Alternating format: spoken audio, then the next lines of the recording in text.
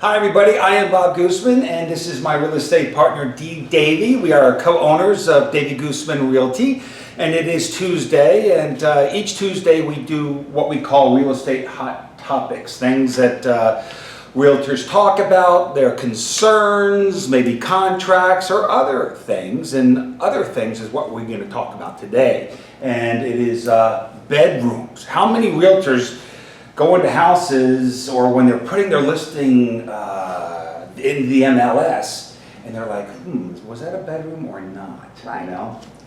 Well, I learned this several years ago. As long as I've been in the real estate business, there's a couple of things I did not know. And I was in a program one time, and I believed you had to have a closet and a window in a room to call it a bedroom. Mm-hmm.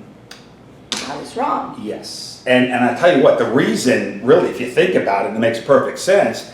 Now, granted, any home that's been built in the last 30, 40 years, of course they have closets, but you go into those old homes that are 80, 90, 100 years old, you'll go into a bedroom and there's no armoires. We talked about that earlier. Yeah. So there are certain criteria to make a room a bedroom, and a closet is not one of them, but minimum square footage is, and again, we're talking for Texas. It may be different in other states, but minimum square footage has to be 70 square feet. So we're talking 10 feet by 7 feet. And that's, 7 feet isn't,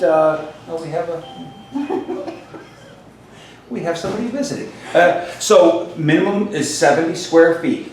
And also a minimum horizontal line of 7 feet. So you can't have 6 feet by 12. Okay. 7 is the minimum in any direction. And I read an article where people, like in New York City and things like that, if it's under 7, they can't call those bedrooms. So if you ever are wondering, and you get out your little measuring device that we all have, Yes. and it says 6.2 inches, and you're in a bed, you think a bedroom? It's not a bedroom. An official bedroom.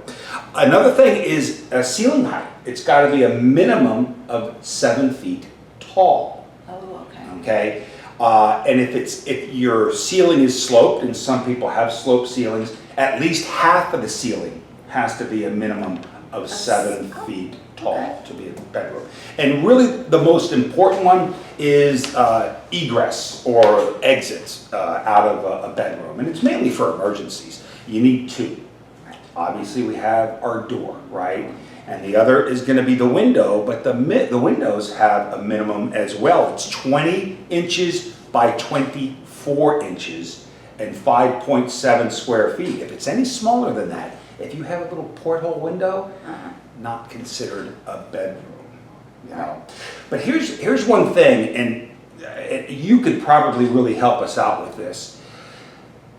When you're putting your listing together and you're talking about, okay, I'm gonna say this is a bedroom and it doesn't have a closet, you could get yourself into trouble because a buyer is going to expect a closet, right? Right.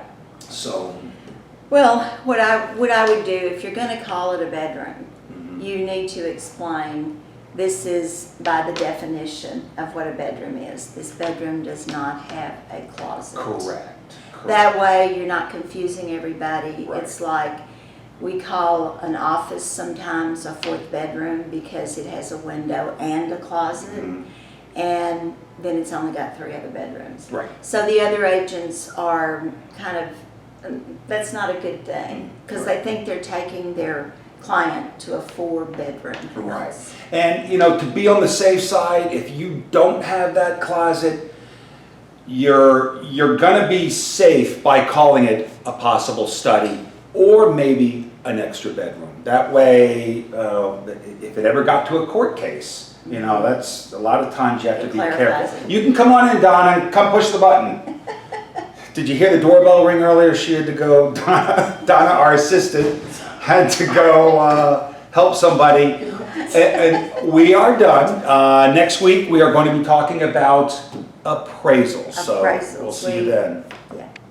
Yeah.